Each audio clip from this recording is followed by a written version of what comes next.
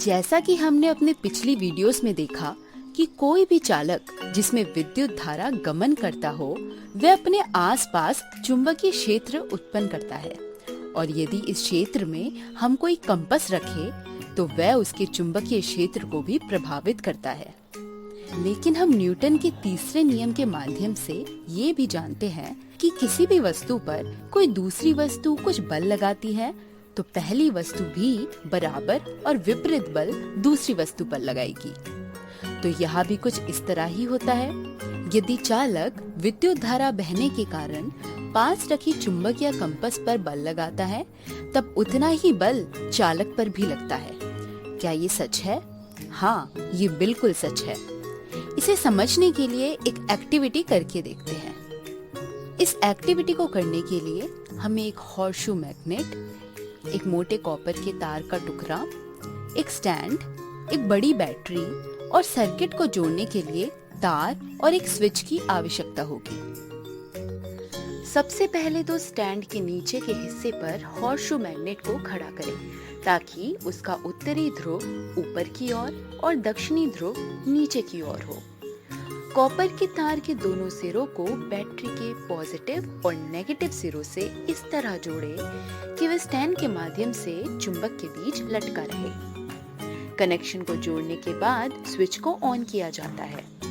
Switch के on होते ही हमें तार एक दिशा में विक्षेप होता नजर आएगा और जब तक स्विच ऑन रहेगा यह उसी स्थान पर टिका रहेगा।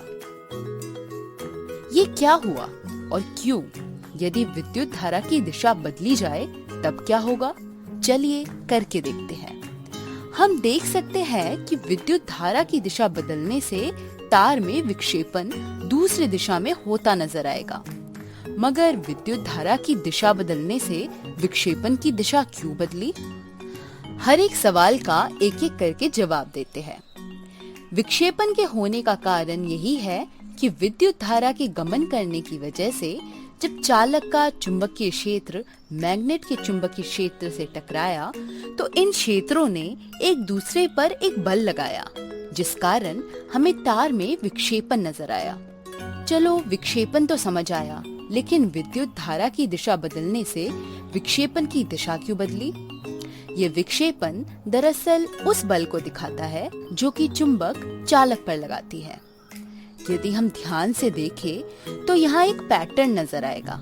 हम जानते हैं कि चुंबकीय क्षेत्र रेखाएं उत्तर से दक्षिण की ओर जाती है।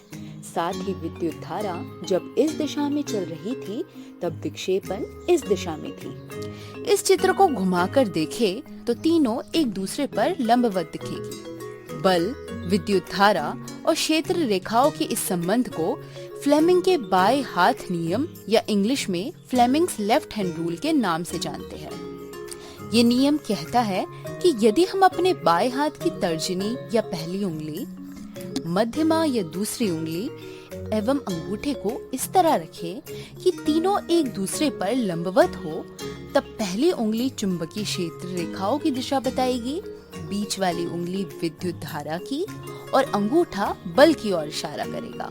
यदि इसे एक्टिविटी पर लगाकर देखें तब हम बेहतर तरीके से समझ पाएंगे। यदि विद्युत धारा इस दिशा में था और रेखाएं इस दिशा में, तब बल इधर लगा था। उसी प्रकार विद्युत धारा की दिशा बदलने से बल की दिशा भी बदल गई थी।